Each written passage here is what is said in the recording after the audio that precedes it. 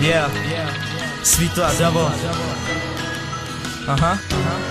Yeah.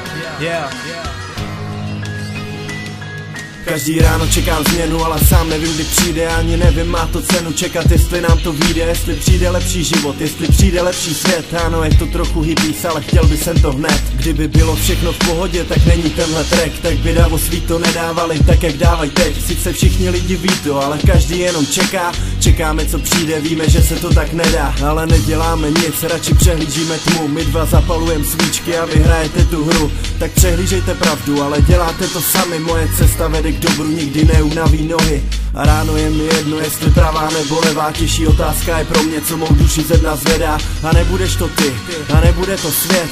Bude to má holka, moji přátelé a rap. Jsou to věci, co se dějí ve dne v noci stále znova. Je to pravda, která nutí moji duši zvednout z dola. Je to realita života, co neustále bolí. A nemůžem to zastavit, i když se nám to hodí. Jsou to věci, co se dějí ve dne v noci stále znova. Je to pravda, která nutí moji duši zvednout z dola. Je to realita života, co neustále bolí. A nemůžem to zastavit, i když se nám to hodí. Každý další den přinese plno nových otázek. Jednou do kopce, pak z kopce a život je jak na dráze. Nesnáze a panika, napětí, pota, stres. To je fungování světa takhle, jak ho známe dnes. Radost, láska, úsměv mizí, když se zatahujou mraky. A je slyšet dětský pláč, který rozežene ptáky. Město pohlcuje noc, bohužel nejsou vidět hvězdy. Lidé jsou jen stejné figurky, tak jako cihly ve zdi. Z nebe snáší se kapky deště, který dopadají na zem. Rázem stojím v nočním městě sám, jako hloupý blázen. Voda zarývá se do kůže, tak ostře jako břitva. Myslím, že tu nejsem sám, ale svůj postřeh jenom plýtvám. Všímám si, jak se zvedá vítr, chtěl by z útesu mě schodit. Voda stoupá nad kolena, už se nejsem schopen brodit. Ale snažím se myslet na to, že jednou přijde slunce svit.